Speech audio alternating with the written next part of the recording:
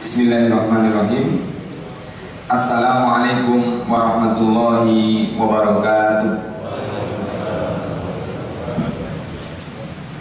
Alhamdulillahirabbil alamin wassalatu wassalamu ala asrofil anbiya'i wal mursalin wa ala alihi wa sahbihi ajma'in.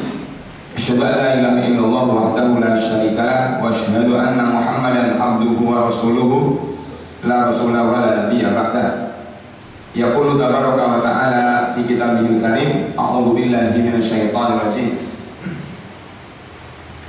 Qul bi fadlillahi wa rahmatihi falyafrahu huwa khairum mimma yajma'un. Wa qala alaihi salatu wassalam fi hadisihi, atakum ramadan syahrun mubarak kataballahu fihi siyamahu tuftahu fihi abwabus sama wa tughlaqu fihi abwabul jahim wa tughallu fihi maradatus syayatin fihi lailatun khairum min alfi syahrin faman khurrima khairuha faqad haruma atau kama qala alaihi salatu wassalam. Amma ba'du, Allahumma la sahla illa ma ja'altahu sahla wa anta taj'alul hazana idza syi'ta sahla. Sidang jamaah salat subuh rahimakumullah, puji syukur senantiasa kita haturkan kehadirat Allah Subhanahu wa taala. Shalawat dan salam semoga senantiasa tercurah ke panggung Nabi Agung Muhammad sallallahu alaihi wasallam. Bapak Ibu jamaah salat subuh rahimakumullah, alhamdulillah pada pagi hari ini kita diberikan kesempatan oleh Allah Taala bisa melaksanakan salat subuh dengan berjamaah, di mana Rasulullah sallallahu alaihi wasallam menyatakan, man sallas subha fi jama'atin faka'annama shalla lailata kullah. Barang siapa yang salat subuh berjamaah di masjid, maka dia mendapatkan pahala sebanding dengan orang yang mengerjakan salat semalam suntuk. Berarti kita akan mendapatkan pahala sebanding dengan orang yang sholat semalam dari sejak habis isya sampai adzan subuh. Enten ingat betul Pak? Enten sekian sholat sedalu betul enten. Mila Rasulullah SAW menerangkan tiang ingkang sholat subuh jamaah di masjid pikantuk ganjaran pun sami kali tiang ingkang sholat sedalu. Di waktu subuh ini juga Rasulullah SAW menyatakan, man sallas subha fi jama'atin fahuwa fi dhimmatillah. Barang siapa yang salat subuh berjamaah, maka barang siapa yang salat subuh berjamaah, maka dia adalah orang yang mendapat jaminan dari Allah Subhanahu wa taala. Berarti salat subuh menyebabkan kita mendapatkan jaminan dari Allah SWT. Maka dari dahulu ada sebuah kisah yang sangat masyhur di kalangan para sahabat, para tabi'in, yaitu seorang Salim bin Abdullah bin Umar. Ini cucunya Umar bin Khattab. Ketika Salim bin Abdullah ini akan mengeksekusi seseorang yang sudah diputuskan oleh khalifah saat itu untuk dibunuh karena masalah tertentu. Maka ketika pedang sudah ada di tangan akan diayunkan kepada orang tadi, Salim bin Abdullah bertanya, apakah engkau tadi salat subuh? Maka orang tadi mengatakan iya. Akhirnya ketika mendengar jawaban itu, pedang dilempar jauh, tidak jadi untuk dibunuh. Kenapa? Saya tidak mau berurusan dengan Allah, karena orang yang salat subuh jaminannya Allah SWT. Ini penting buat kita, kalau kita bisa melaksanakan salat subuh, kita mendapatkan perlindungan dari Allah SWT. Kemudian salat subuh, salat waktu subuh itu waktu yang mendapatkan kesaksian dari para malaikat. Para ulama mengatakan bahwa pergantian tugas malaikat malam dan malaikat siang terjadi di waktu subuh. Jadi pertemuan antara malaikat-malaikat, ya, malaikat malam dan malaikat siang itu shiftnya itu di waktu subuh. Berarti mereka berkumpul di waktu subuh. Maka Allah SWT menyatakan Inna Qur'anal Fajri Kana Mashhuda. Sesungguhnya salat subuh itu salat yang disaksikan oleh para malaikat. Kenapa? Karena malaikat malam dan malaikat siang berkumpul untuk menyaksikan salat subuh.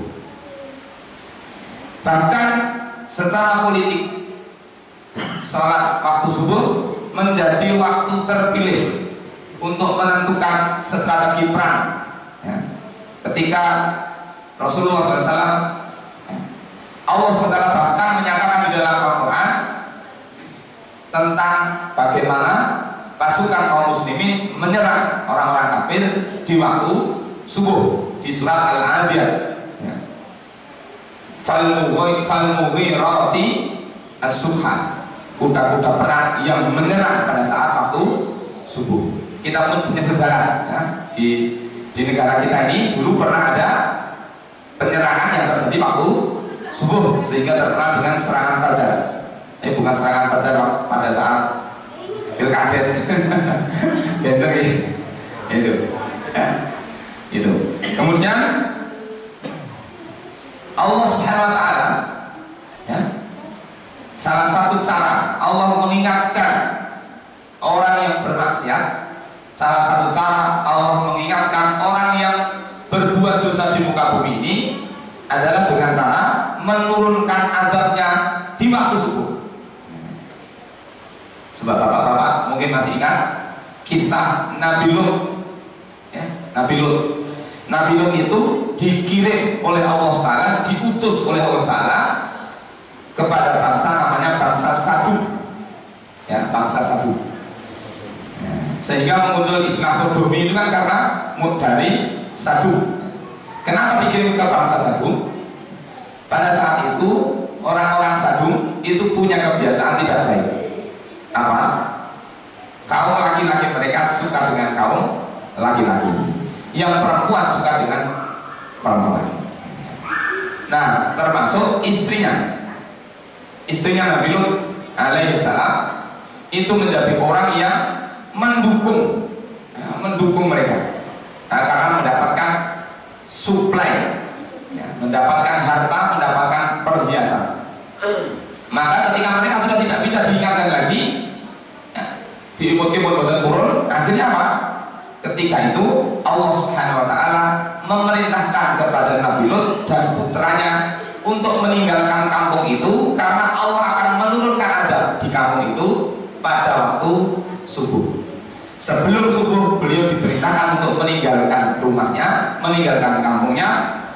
Allah sudah menyatakan di dalam Al-Quran, Allah bertanya, sudah menjelang subuh kok Nabi Lut belum keluar dari kampung itu?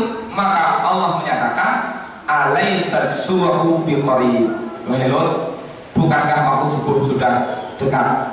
Ayo cepat keluar dari kampungmu, karena Allah akan memberikan siksaan azab kepada orang-orang yang ada di situ. Kaumnya Nabi Lut yang akhirnya dihujani dengan batu, ya, dan bumi dibalik, yang di atas menjadi di bawah. Ini azab yang Allah turunkan kepada kaumnya Nabi Lut, turun pada saat waktu subuh. Bahkan waktu subuh, waktu setelah sholat subuh itu menjadi waktu yang barokah, ya. Waktu setelah subuh ini adalah waktu yang penuh dengan keberkahan, ya. Rasulullah SAW menyatakan, barokatu ummati fi bukuriha, keberkahan umatku diturunkan oleh Allah pada waktu bukur. Pada waktu bukur itu apa? Pada waktu setelah sholat subuh hingga terbitnya matahari. Itu waktu yang penuh dengan keberkahan. Maka Abdullah bin Abbas ketika melihat putranya habis subuh tidur, maka Abdullah bin Abbas kemudian menyatakan kepada putranya, wahai putraku, kenapa engkau tidur sementara Allah sedang membagi-bagikan rizkinya? Kenapa pada saat Allah membagikan rizkinya kamu malah tidur? Maka Allah menyebutkan tidur setelah subuh hukumnya makruh, ya, tapi saat ini penak-penak ya. Bahas subuh ini bantal beli pun ngawe-awe. Mboten aku bersubuh, Pak. Bar sahur. Wah. Sahur sekawan kita sing longgar, mulah bantal beli pun ngawe-awe. Mila pun mboten sah. Langsung budal masjid. Budal masjid niku mboten sah badan. Pas ngeten iki, Mas budal mawon. Ngene ten griya, ten dalem jenengan pun. Nggih. Niku karang sing kalah wae. TV kali bantal. Lah mungkin nek panjenengan sare di bar subuh niku panjenengan umum pun mboten penak, rasane lah pun mboten penak. Tapi umami kok mboten sare panjenengan di bar subuh darus napa dikit napa pengajian niku insyaallah fresh. Tapi panjenengan sare niku pun panjenengan umum niku pun rasane aras-arasan, tetep putih-putih mboten penak, mboten semangat. Terus tenan. Langsung dimawon. Nah, makanya ada yang bertanya bagaimana hukum tidur setelah salat subuh? Hukumnya makruh. Karena itulah waktu yang dipenuhi dengan keberkahan. Kita lihat banyak usaha-usaha yang usahanya itu dimulai dari waktu petang, waktu subuh. Bahkan pulau budal yang mriki itu pun balapan kali orang-orang yang mencari nafkah. Datang ke pasar, bahkan balapan kali mancing dan dungo.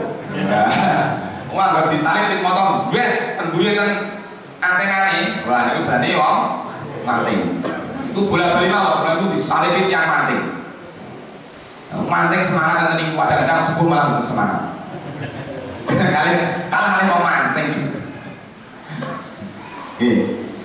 Nah, berarti kita pada pagi hari ini dan pagi-pagi sebelumnya juga bisa mengerjakan sholat subuh, sebuah kenikmatan yang luar biasa karena begitu banyak waktu subuh yang diberikan kebaikan kepada kita. Saya singgung sedikit tentang waktu subuh. Barangkali Bapak Ibu pernah mendengar keterangan yang akhir-akhir ini, meskipun sebenarnya sudah lama terkait dengan gonjang-ganjing waktu subuh. Pada tahun 2009 ada seorang ulama bernama Mamduh bin Burhan Al-Fanani. Ini ulama dari Mesir, berkunjung ke sebuah pesantren di Yogyakarta untuk mengadakan sebuah safari dakwah tahun 2009. Ketika itu beliau diajak safari dakwah sampai ke daerah Malang, Jawa Timur. Tapi ketika beliau sampai di Malang, ketika itu beliau mendengar ada subuh. Sama yang mengantarkan, diajaklah sama yang mengantarkan itu, monggo kita salat subuh. Tapi beliau melihat dari mobil, tidak mau turun. Tidak, saya tidak akan salat subuh dulu. Kenapa? Ini masih waktu terlalu malam. Waktu bolas, dan bahasa Hans itu bolas. Ini masih terlalu malam ini, belum saatnya subuh. Maka dilanjutkanlah perjalanan sampai sekitar 20 menit. Baru kemudian beliau kerso nindakkan salat subuh. Nah, setelah itu beliau mengamati beberapa pelaksanaan salat subuh di banyak tempat. Sehingga dalam safari dakwah pada tahun itu beliau menyimpulkan rata-rata jadwal salat di Indonesia itu menurut penelitian beliau itu maju sekitar 9 sampai 28 menit. Berarti menurut penelitian beliau jadwal sholatnya itu maju rata-rata antara rentang antara 9 sampai 28 menit. Nah, saya ingin sedikit menyinggung, bukan dalam rangka untuk membawa ini, tetapi penjenengan perlu pensel supaya nanti tidak bingung ketika pada hari ini bulan Ramadan ada jadwal imsakiyah antara jadwal satu dengan jadwal yang lain tidak sama, khususnya di waktu subuh. Enten yang tinggal menghidupkan dereng mbok menawi karena saya mengamati ada dua jadwal yang berbeda ya, antara jadwal subuh di jadwal A dengan jadwal B itu beda selisih 8 menit. Jadi kalau 8 menit jadwal yang duluan ini kumpul ada, jadwal yang belakangan ini kumpul imsak. Nah, ini supaya penjenengan besok supaya nanti tidak bingung mendudukan. Jadi waktu subuh itu ditentukan oleh dua keadaan. Satu adalah munculnya fajar kabib. Fajar kabib itu apa? Fajar kabib itu ketika di sebagian timur, langit bagian timur muncul cerah tetapi arahnya ke atas. Jadi padang tapi munggah. Itu namanya fajar kabib. Fajar kabib. Ketika muncul cerah arahnya ke atas, sebelah mereka saksi petang tapi ini niririt ke atas. Nah, itu namanya fajar kabib, tandanya haram mengerjakan sholat, halal makan. Maksudnya subuh belum boleh tapi waktunya untuk sahur. Boleh makan tapi tidak boleh sholat. Itu adalah waktu adanya Bilal bin Rabah. Ketika itu datang, Bilal bin Rabah mengumandangkan ada Rasulullah SAW bersabda, karena Bilalan yu'adzinu bilaili. Sesungguhnya Bilal mengumandangkan adzan pada waktu malam. Maksudnya apa? Ketika fajar kabib muncul. Kemudian setelah itu fajar kabib tadi yang terangnya tadi ke atas tadi, kemudian dia akan memudar sehingga dari ujung selatan sampai ujung utara menjadi terang benderang, roto dari ujung selatan sampai utara itu padam. Itulah yang disebut dengan fajar sotik. Fajar sotik itu waktu subuh. Nah, itu kalau zaman Rasulullah belum ada ilmu falak, belum ada perhitungan astronomis. Bagaimana cara menentukan munculnya fajar sotik itu belum dihitung. Ya. Sehingga ketika zaman Rasulullah mau sholat subuh, lihat dulu ke timur, lihat dulu ke langit. Oh, ini sudah fajar kabib, makanya waktunya sahur. Sudah fajar sotik, waktunya sholat. Begitu. Seiring dengan perkembangan ilmu teknologi, ada muncullah ilmu falak, ada perhitungan astronomis, sehingga di seluruh dunia menggunakan, di beberapa negara itu seluruh dunia menggunakan ilmu falak itu untuk menghitung supaya manusia tidak terlalu sulit untuk menentukan waktu sholat. Termasuk waktu sholat juga. Waktu sholat di masa Rasulullah itu tidak ditentukan dengan angka, tidak ditentukan dengan hitungan. Kenapa? Nahnu qaumun ummiyun. Kami adalah umat yang tidak bisa membaca, tidak bisa menghitung. Maka cara menentukannya menggunakan penglihatan fenomena alam. Nah, kemudian muncullah ilmu astronomi, ilmu falak, sehingga keberadaan waktu sholat bisa dihitung dengan munculnya jadwal sholat. Jadi duhurnya kapan, asalnya kapan, maghribnya kapan, itu sebenarnya bisa dihitung. Kapan matahari berada di tengah-tengah pada saat siang hari, yaitu ada hitungannya. Kapan matahari mulai bergeser ke barat sehingga bayangan sama dengan bendanya yang menandai waktu asar, itu bisa dihitung. Kapan matahari terbenam saat kita berbuka puasa, itu bisa dihitung. Termasuk kapan matahari kapan fajar mulai muncul, fajar sotik mulai muncul bisa dihitung. Kapan matahari terbit bisa dihitung. Nah, subuh itu adalah ketika muncul terbitnya fajar sotik, itu namanya waktu subuh.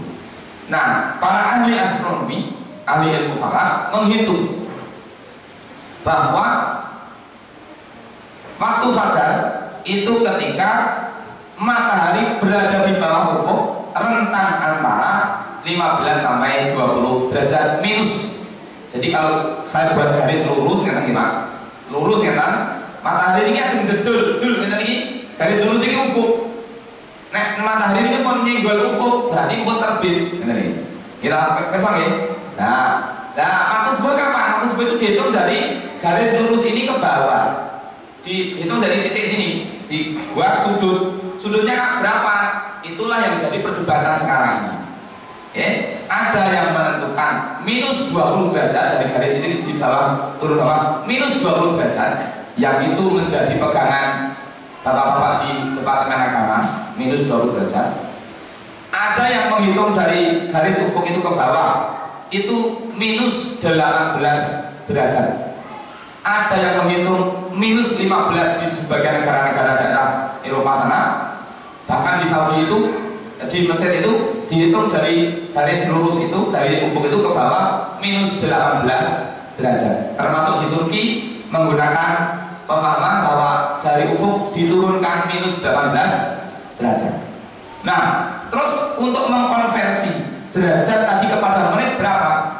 Maka mereka menentukan 1 derajat itu membutuhkan waktu 4 menit. Berarti kalau Departemen Agama menentukan bahwa waktu subuh itu adalah minus 20 derajat dari ufuk, jadi matahari sebelum turun, sebelum jedul nyenggol garis ufuk itu jaraknya minus 20 derajat. Berarti kalau Departemen Agama sudah menentukan bahwa waktu subuh adalah minus 20 derajat, berarti butuh waktu 4 kali 20 menit untuk sampai ke waktu terbitnya matahari. Jadi kalau ini kan jadwal suruk, Pak. Oh, ini. Berarti kalau ada jadwal suruk misalnya nih, jadwal suruknya itu jam 5 lebih 35 menit, menurut perhitungan Departemen Agama ditambah 80 menit maju. Jadi kita jam 4 lebih 20-an atau jam 4 22 ya, sekitar itu. Tapi kalau mengikuti pemahaman bahwa sudut elevasinya tadi itu minus 18 derajat yang itu dipegangi oleh Muhammadiyah, maka butuh waktu 72 menit untuk sampai ke waktu terbitnya matahari. Maka nanti penjenengan akan mendapati jadwal yang keluar dari Depak itu subuhnya 4.23, yang dari Muhammadiyah 4.30. Karena apa? Selisih penetapan derajatnya itu berbeda 2 menit. Kalau Muhammadiyah menentukan minus 18 derajat, kalau Depak menentukan minus 20 derajat. 1 derajat ditempuh dengan waktu 4 menit. Nah, kalau selisihnya 2 derajat, berarti selisih bedanya adalah 8 menit nih, supaya pendengar meso. Ini sudah lama dan kemudian menjadi perdebatan di kalangan para ahli astronomi, para ahli falak untuk menentukan berapa sih sesungguhnya yang betul, ya, yang betul. Kalau ingin yakin betul ya dipirsani mawon langit bagian timur nanti pun fajar saja kenapa masih fajar kadib, dengerin apa? Nek fajar kadib itu berarti padangin itu mbah kan, bukan kalau ngidul. Tapi kalau fajar sodik waktu dimulainya kita puasa, waktu sholat subuh itu padangnya berrotok, kayak ngidul dimulai itu berrotok padang. Ini terkait dengan waktu subuh. Nah, setelah kita bisa hadir di sholat subuh, maka kita lanjutkan dengan berzikir. Kita hadir di majelis ilmu. Nah, ini adalah majelis taklim, majelis ilmu yang banyak hadis. Bahkan Imam Ibnul Qayyim menyebutkan faedah-faedah majelis ilmu luar biasa, dijelaskan dalam kitab Al-Fawaid, ya, luar biasa keutamaan orang-orang yang ada di majelis ilmu. Saya sebutkan di antaranya. Majelis ilmu adalah majelis yang disesali para penghuni neraka. Kebanyakan para penghuni neraka itu menyesali. Imam Al-Bukhari dalam Kitabul Ilmi fi Sahih Al-Bukhari, ya, dalam kitab Sahih Bukhari itu ada bab namanya Kitabul Ilmi.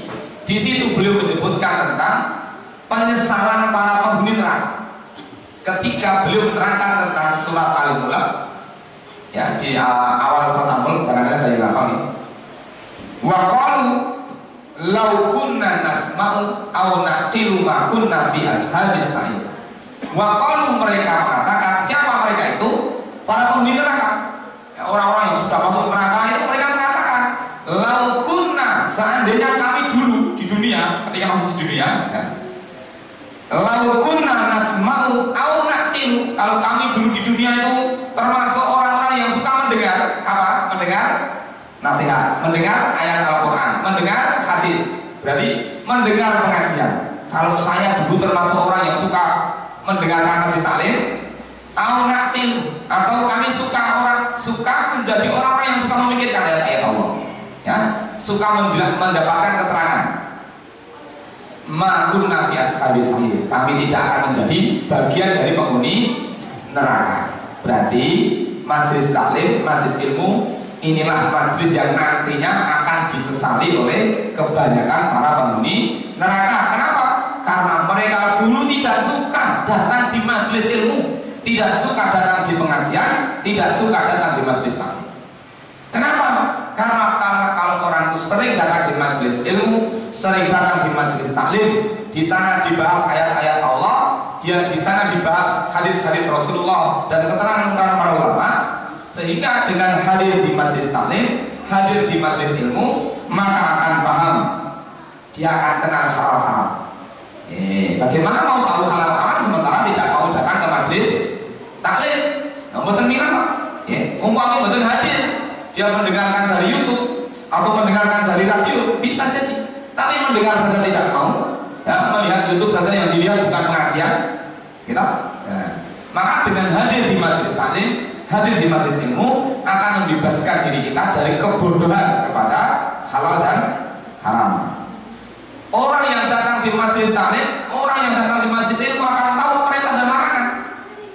Kalau tidak datang gimana tahu bahwa ketika waktu subuh itu orang yang sholat subuh berjamaah, kemudian dia berzikir, dia tidak berpindah dari tempat zikirnya, kemudian dia berzikir sampai matahari terbit, sampai matahari meninggi satu tombak, kemudian dia mengerjakan sholat sunnah 2 rakaat, dia mendapatkan pahala seperti pahala yang didapatkan oleh haji yang umroh sempurna dan sempurna. Bagaimana dia tahu? Dia nggak mendengarkan, tidak mau memikirkan, tidak mau hadir. Maka orang yang hadir di majelis taklim akan tahu mana hak, mana batil, mana tauhid, mana syirik, mana sunnah, mana bid'ah. Maka inilah salah satu di antara majelis yang disesali oleh para penghuni neraka. Dan alhamdulillah kita bisa melazimi majelis ini untuk bisa hadir di majelis taklim. Kemudian Imam Syafi'i itu pernah seorang yang sangat semangat dalam menuntut ilmu. Diceritakan bahwa beliau itu umur 7 tahun sudah hafal Quran, ya.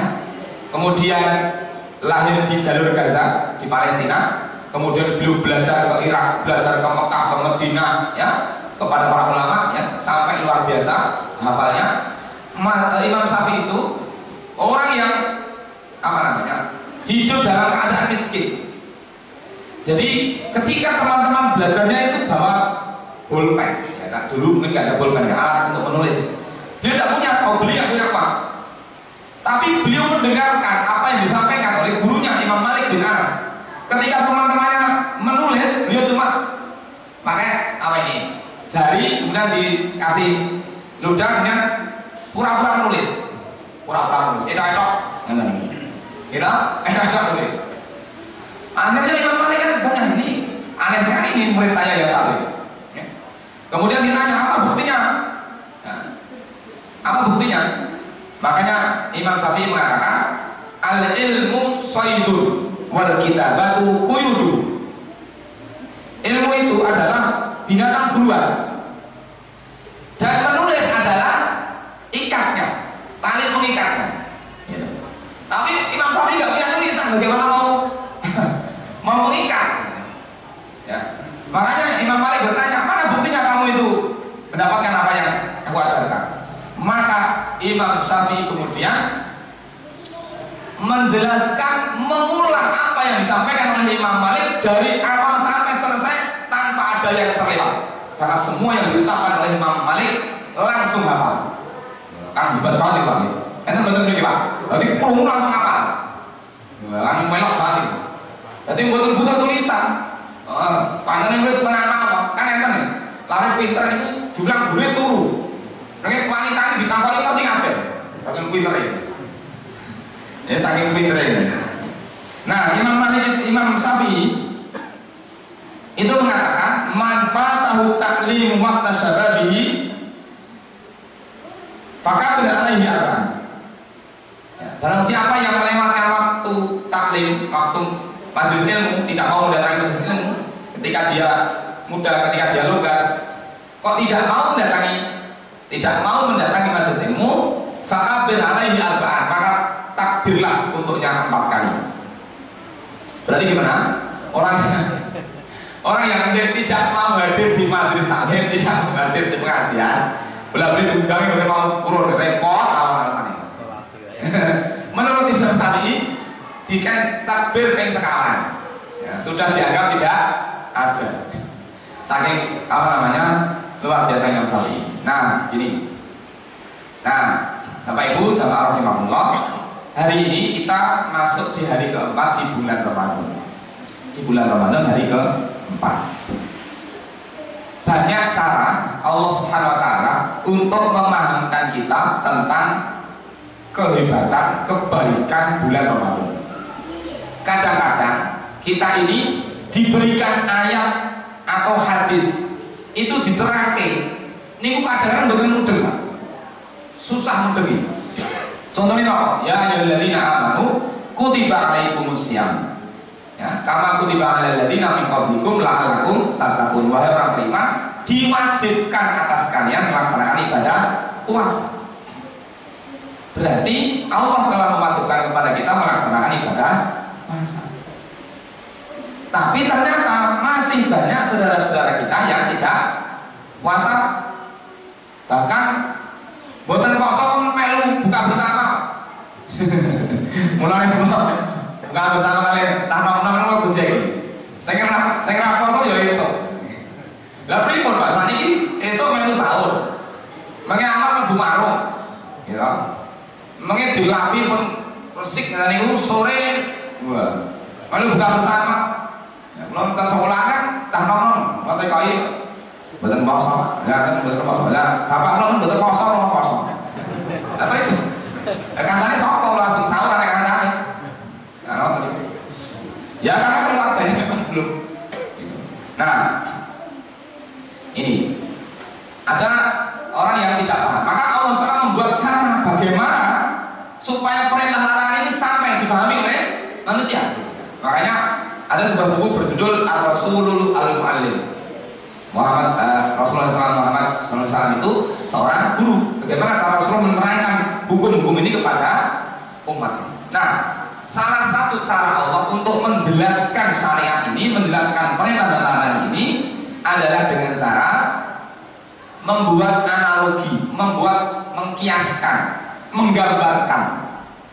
Rasulullah menyatakan, atakum Ramadan, telah datang kepada kalian Ramadan. Berarti Rasulullah SAW menggambarkan bahwa Ramadan itu seolah-olah seperti tamu yang datang kepada kita. Tapi tamu yang datang kepada kita membawa oleh-oleh yang banyak. Oleh-olehnya apa? Banyak sekali. Apa keutamaan yang ada di bulan Ramadan? Bagaimana kita menghadapi atau menyambut tamu? Nabi Ibrahim alaihissalam adalah orang yang pertama kali menyambut tamu, memberikan suguhan kepada tamu. Hal ataka hadisu dhaifi Ibrahim al-mukramin. Bukankah telah datang kepada kamu kisah tentang Ibrahim yang kedatangan tamu di tengah malam, orang yang sangat mulia, yaitu para malaikat. Jadi Nabi Ibrahim itu di tengah malam didodok pintunya. Assalamualaikum, mengucapkan salam di tengah malam. Coba jenengan dalu-dalu jam 12 enten tamu, Pak. Dodok-dodok, kira-kira dengan tahu kan? Kayak mau turu, ngopo ya? Nggak tahu. Nabi Ibrahim dibuka. Begitu masuk rumahnya, dipersilahkan kok masuk. Istrinya melihat, takut karena dia berjubah putih, berbaju putih, takut luar biasa karena melihat, orang ini aneh, kok berbaju putih. Maka malaikat tadi mengatakan jangan takut karena aku adalah utusan Allah SWT. Faragha ila ahlihi faja'a bi idrin samin. Maka kemudian Nabi Ibrahim perintahkan kepada istrinya untuk memasakkan kambing muda. Jadi dalu-dalu mertamu banyak kali wedhus. Boleh wedhus lho. Nah, iki lah, rekane lali men. Minta ampun nek gelem ra gelem ya wis. Makanya ini teladan yang baik. Nabi Ibrahim itu nyukur tahu betul tanggung-tanggung. Sakal ke wedhus. Jangan sakal ke apa? Sakal ke. Ya gowon warung sate kambing iki kok rampok. Lah kangelan. Nah, itu cara memuliakan tamu Nabi Ibrahim luar biasa. Nah, begitu juga Ramadan datang kepada kita sebagai tamu. Tamu yang mulia yang membawa oleh-oleh yang banyak. Oleh-olehnya apa? Satu, tuftahu lahu abwabus sama. Pintu langit dibuka selebar-lebarnya. Pintu surga dibuka selebar-lebarnya. Wa tughlaqu fihi abwabul jahim. Ditutup pintu neraka. Kesempatan untuk bermaksiat ditutup meskipun masih ada. Tapi kesempatannya kecil. Maka ada orang yang ketika datang bulan Ramadan dia tidak gembira, susah, poso meneh, saya sopo-popo, enten kan niku, ribut, sasi poso niku pun kipo-kipo, kira sopo-popo tenan iki, wis sasi tok, blas saya sobat, ribut, susah. Padahal kita diperintahkan untuk senang. Datangnya bulan Ramadan itu dalilnya apa? Di Al-Qur'an ada. Qul bi fadlillahi wa rahmatihi falyafrahu huwa. Katakan wahai Muhammad, dengan rahmatnya, dengan karunia Allah, maka hendaklah kalian bahagia. Kan senang, Pak. Betul enggak susah. Karena apa? Ramadan itu bagian dari karunia Allah dan rahmat Allah. Bagaimana orang kok tidak senang sementara dia mendapatkan karunia dan rahmat Allah? Suruh senang, kan senang malah susah. Tapi ya mereka kok tenang kan kosong kan harus kuat tadi susah, yang susah. Nah, bahkan dalam riwayat yang disebutkan oleh Syekh Utsaimin dalam kitab Majalis Syahri Ramadan, wa inna Allah yuzayyinu kulla yaumin jannatahu. Allah itu setiap hari pada bulan Ramadan menghias jannah, menghias surganya. Setiap hari dihias dalam rangka menyambut orang yang puasa. Swarga mendi, dikasih tulisan macam-macam, maksudnya dihias. Maka ada sebagian kaum muslimin yang ketika masuk Ramadan itu rumah itu dihias macam-macam, diparingi pita, paringi balon, Ramadan. Pun suasana pun beda. Masuk Ramadan kali-kali tahun baru kan. Maka itu ya karena memang saking bahagianya, senang itu. Orang senang ini ku memberikan energi yang luar biasa. Lalu ku dua murid lah. Saking senang nih kalian pelajaran olahraga. Ini rata-rata jangan senang olahraga. Ini ku dereng waktu nih ku pelajaran dari ini pun doyak. Pak, aku kan wani mau aja olahraga nih. Jadi ngoyak-ngoyak gula sebelum ini aja betul.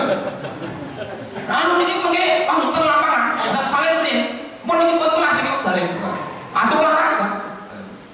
Lah giliran olahraga pun rampung. Ganti pelajaran berikutnya. Cereng ini cereng rampung. Dan saya patah hari ini. Tapi senang olahraga dari itu. Nanti senang itu memberikan energi luar biasa. Apa dia betul senang aja. Walah arah meneh. Semuanya rampung. Malah jelas bulan nih. Repot nih. Anak tadi betul senang. Tapi kesenang bener. Udah besok payung kata payung maka. Kamu senang kok. Ini modal pertama kita masuk bulan Ramadan kudu senang. Napa boleh nalika buka. Buka itu lo nyun spesial jenengan. Enten mboten Pak, kalau buka itu susah. Enten mboten. Bapak sudah buka susah. Buka itu pasti senang. Sinaoso aku ana terima tok isine. Mboten enten nama-nama nih. Senang. Bukan itu senang. Mila Rasulullah mengatakan lisoi farhatani. Bagi orang puasa itu dua kebahagiaan, dua kesenangan.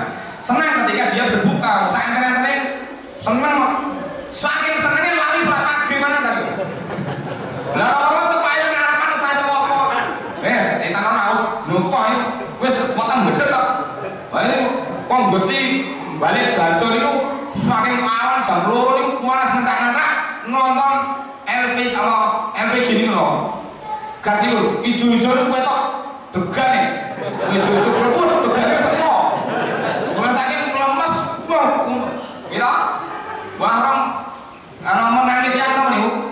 Dodolan bensin ini macam abang, macam biru, kayak sirup kok, kayak uyuh kok. Wah, toko omah pesen bojone. Ayo, pokoke cepatnya gue. Wah, kayak balas dendam. Nanti senang, apalagi nanti ketika di akhirat, ya, ketika di akhirat Allah Taala menyatakan, kulu washrobu hani'an bima aslaftum fil ayyamil khaliyah. Makan dan minumlah kalian semuanya, ya, dengan nyaman. Bima aslaftum, karena kamu dulu di dunia sudah menahan diri untuk tidak makan, untuk tidak minum. Maka ketika pada masa puas luar biasa, orang matahari sudah sekian dekatnya, mereka berkeringat sampai diciptakan sampai dia berenang di atas keringatnya sendiri. Ada orang-orang yang diberi tenda oleh Allah Taala, diberi naungan, di sana diberi minum, diberi makan. Maka manusia saat itu heran dan iri kepada mereka. Mereka bertanya kepada Allah, kenapa mereka diberikan fasilitas seperti itu? Kenapa? Allah Taala mengatakan karena mereka dulu ketika manusia makan di siang hari mereka puasa. Ketika manusia umumnya tidur di malam hari mereka bangun, maka hari ini mereka mendapatkan kenikmatan itu. Kulu wasrobu hani'an bima aslaftu fil ayyamil khaliyah.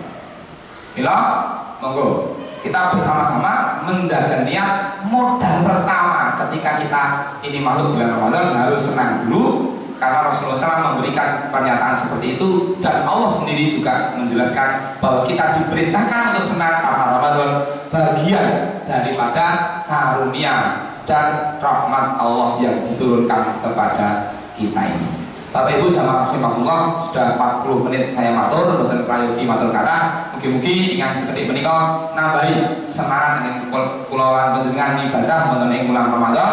Mugi-mugi Allah nabi sedaya amal saleh ingkang kita tindakaken dados amal saleh wonten ngarsanipun Allah Subhanahu wa taala. Cekap semanten billahi taufik wal hidayah. Wassalamualaikum warahmatullahi wabarakatuh.